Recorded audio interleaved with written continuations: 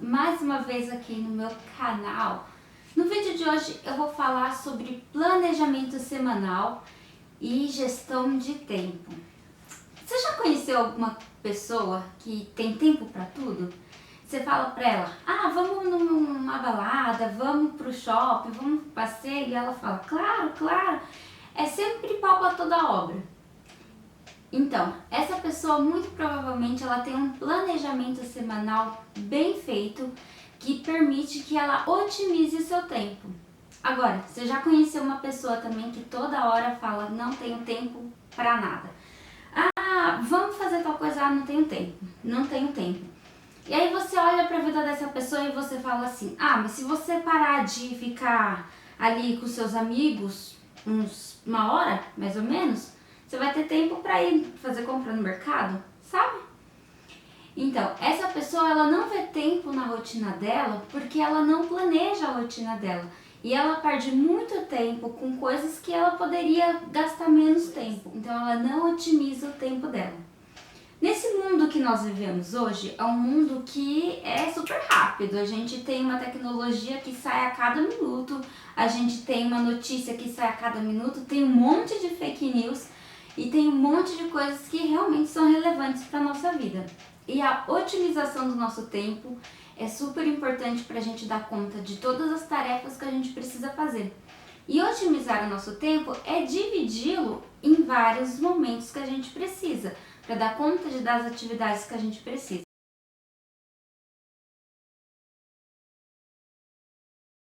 Então, por exemplo, eu tenho que ir para a faculdade, eu tenho que fazer meu treino, eu tenho que ir para o curso de inglês, para o curso de espanhol, eu tenho que fazer o meu curso de inteligência emocional, eu tenho que ir para terapia, eu tenho que ir para o médico, eu tenho que aprender a tocar um instrumento. São todas as minhas atividades durante o mês.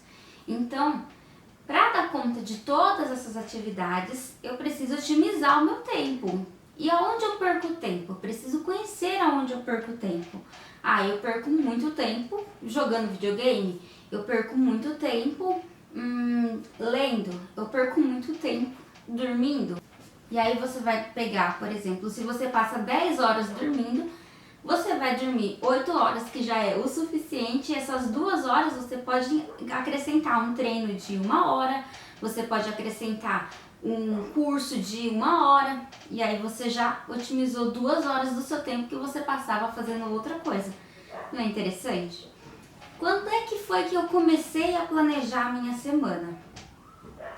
Eu comecei a fazer isso porque assim, a gente cria uma rotina. A rotina é importante? Na educação infantil a gente fala de rotina o tempo inteiro. É rotina pra isso, é rotina pra aquilo. A criança tem que ter horário, a criança tem que saber horário, que tem horário pra tudo. É horário pra comer, horário pra dormir e tudo mais. E a gente sempre fala de rotina.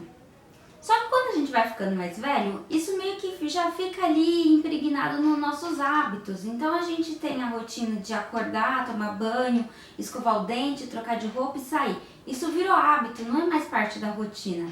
E aí a gente vai esquecendo dessa importância de se organizar uma rotina para a semana, para o mês, para a vida. E aí, na infância, meus pais que cuidavam da minha rotina e tudo mais. Eu não via necessidade de ter algo ali que me lembrasse dos meus compromissos, porque os meus compromissos eram lembrados pelos meus pais. Então, o dia da consulta do médico, o dia do aniversário de algum amiguinho e tudo mais, e meus pais que cuidavam da minha rotina. E aí foi passando os tempos.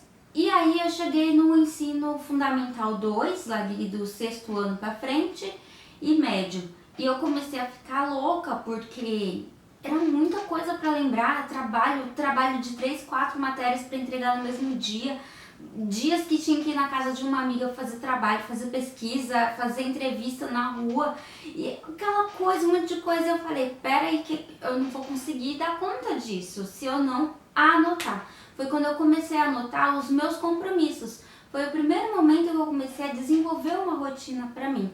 anotando primeiramente os meus compromissos. Então eu tinha que trabalho para entregar, qual o dia que eu tinha que entregar aquele trabalho, qual o professor, qual que era o trabalho.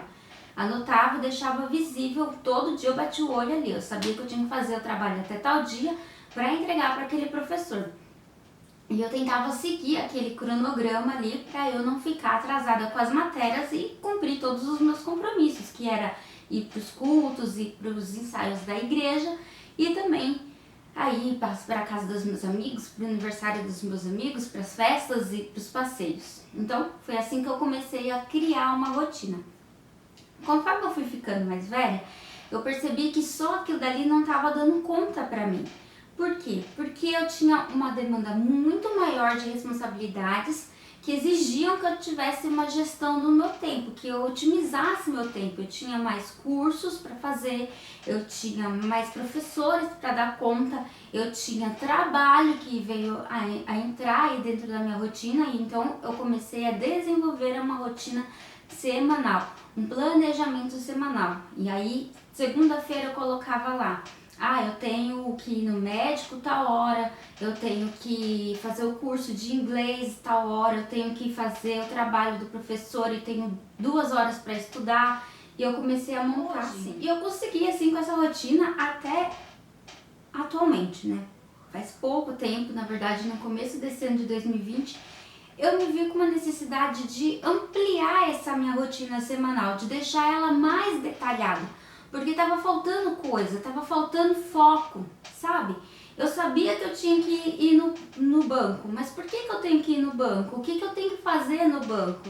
Aí eu colocava ir no banco, era o que eu colocava no meu planejamento. Mas o que eu ia fazer no banco? Aí eu faço meu planejamento sempre aos domingos, antes de dormir ali eu faço meu planejamento, algo bem simples. Aí chegava na sexta-feira, que era o dia de ir no banco, eu não sabia mais para que eu tinha que ir no banco. Porque, poxa, passou segunda, quinta-feira com um monte de outras coisas que eu tinha que fazer. E aí, o que eu tenho que fazer no banco? E é por isso que eu vi a necessidade de detalhar mais o meu planejamento. E aí eu comecei a detalhar meu planejamento. Então eu tenho que ir no banco, eu tenho que pagar a conta X e Y, e eu tenho que sacar o dinheiro ou depositar o dinheiro para X e Y, né? Foi assim que eu fui detalhando mais o meu planejamento, separando também a minha rotina semanal por blocos. Então, o que é blocos de estudo, o que é blocos de lazer, o que é bloco de alimentação. E aí eu tenho um controle muito maior do meu tempo.